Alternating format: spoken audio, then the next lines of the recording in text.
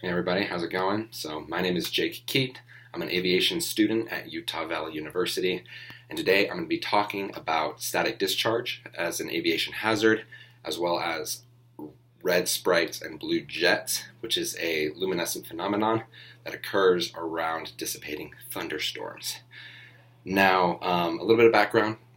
So there needs to be static discharge and a lot of convective activity in a dissipating thunderstorm for these luminescent phenomenon to occur. Now, these are very not poorly documented, but there's not a ton of evidence and stuff, and it's been really difficult to find taxonomies about red sprites versus blue jets and all of these other really interesting luminescent phenomenon that happen that's difficult for people to film and document properly. So a lot of the main points that I'm going to be covering as far as hazards that these things have in aviation is the static system and the static imbalances that can cause structural damage to an aircraft, as well as failures and interference with radios and navigation aids. And so just a little bit of background information. So red sprites and blue jets, like I said, are luminescent phenomenon. A red sprite is a red thing that kind of comes out of the base layer of a cloud and shoots up into the sky. It kind of looks like a red ballish almost with some kind of bluish trailing edges. A lot of people compare it to look like a jellyfish or maybe like a handful of carrots. And it's generally red. It'll start around 60 to 75 kilometers over the ground and will shoot up to about 90 kilometers. They're predominantly red, which is why they're called red sprites, and they're really difficult to find. There has to be super specific circumstances for them to appear.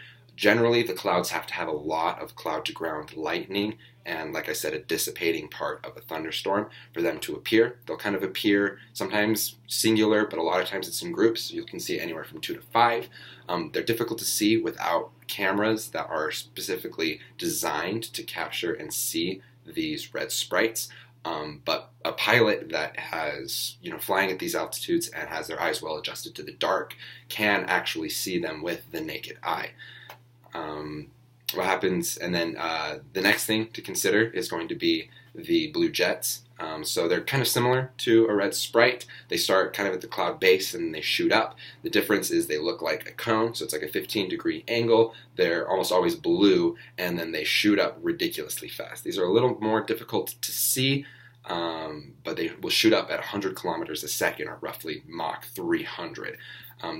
These can be incredibly bright if you have the right equipment for it, and there's some really well-documented pictures of these blue things shooting up from the top layer of a thunderstorm. So it's really incredible.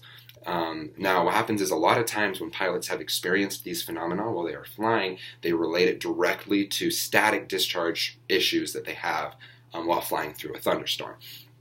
And so static discharge happens when an aircraft and the outside air around it have a static imbalance, and this is really dangerous if you're not prepared for it, because that static imbalance can cause sparks, which will do damage to the aircraft. So if a spark happens, you can get a fire, and fires are not great when you're in the air, or it can cause failure and interference to your radios and navigational equipment.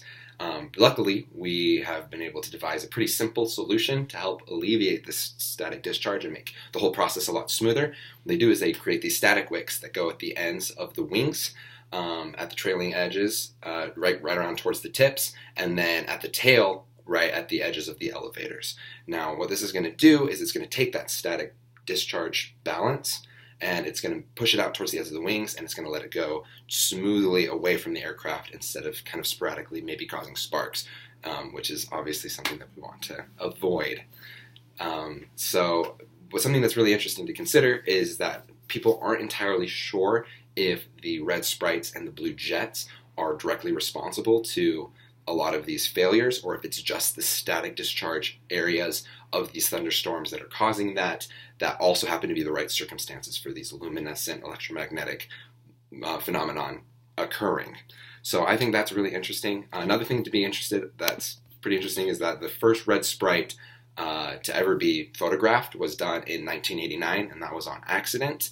And since then, there's been a lot more purposeful looking and documenting of these cases.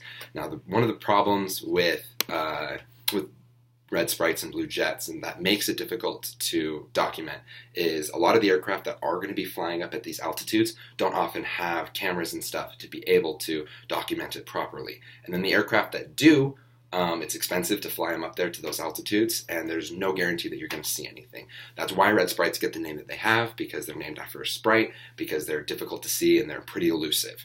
And so that's part of the reason why they aren't as well documented. It's going to be interesting to see if more information comes out in the future to see if these phenomena are directly responsible to some of these static issues that people have experienced in aircraft in circumstances where they've seen them. I really want to thank you for watching this presentation, and I hope you guys have a nice day.